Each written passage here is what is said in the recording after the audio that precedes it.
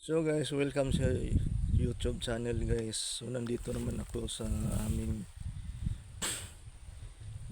binantayan na lupa no. Nag Nagpa-harvest kami ng yug. Ito po. So guys, tingnan niyo po. So nandito kami sa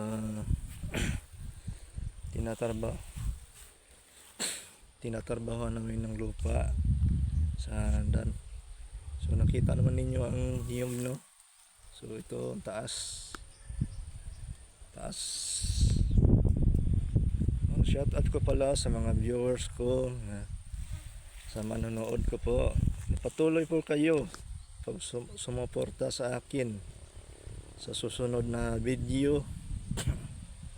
Shout out ko sa lahat at i-like lang ako sa YouTube channel Onsot Vlogger po. Share lang ako sa inyo. I-share lang po ang susunod ng video ko po. Patuloy lang kayo sumusuporta. Huwag kayong magsawa na sumusuporta sa akin dahil ako po lagi po akong upload sa video.